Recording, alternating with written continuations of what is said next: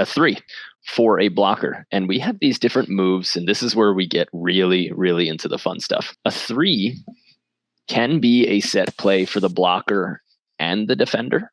It can be a move for the blocker, or it can be a move for the defender. And over time, since you're now at the level where you might start using a 3 or a 4, which should maybe only be at the AA level, if you're at that level, then you have to decide what's more important to you. Am I trying to get a block? Am I trying to get a dig? Am I playing somebody who's hitting or somebody who's shooting? But in its essence, the basic 3 is that I'm going to fake the diagonal defense setup. So I'm going to fake the setup that is the 2, which means the blocker is going to line up in the diagonal and the defender is going to line up down that hitter's line. The hitter thinks my hard line is open and my over the blocker cross is open.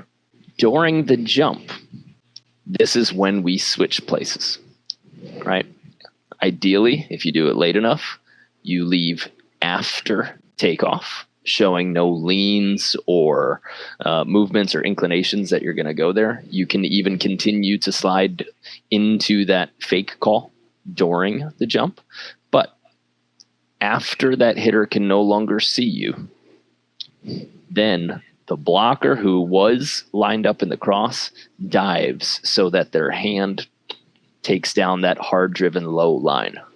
The defender who was in the line now starts shuffling or sprinting over to the diagonal, hoping to get a good early bite on the overcross. If we separate these two moves, my defender doesn't necessarily have to do all that stuff, because if the hitter's not looking, then there's no need for you to be running around. Right? You can still just kind of be stable or hang out in the middle of the court. Maybe that hitter is somebody who likes to hit against blockers, so they only feel the blocker in their peripheral. Right? Or maybe when they shoot, they only look at the blocker and they say, I'm going to hit over where the blocker is because the defender's probably not there. I remember Brad Keenan, who was finishing top 10 nonstop. He said, I never look at the defense. I look at where the blocker is, and when I need to shoot, I shoot over them because almost no one doubles up. And if they do, they only do it once or twice a match. And if they get me more than 3 times, all right, then I'm just going to hit the rest of the match. Like, this is a top 10 player who's basically giving away his thought process, and I thought that was really telling that you can do that. So the 3 for the blocker is faking the diagonal and then popping down into the line. You can do this by lining up their stable in the cross. You can do this where just before the jump, the blocker moves into the diagonal, a little pump fake, and then dives back into that line. Or you can find any number of fakes that end up with you blocking the line. But the key is to make the hitter believe that you're either moving or you are sitting in the cross as a blocker.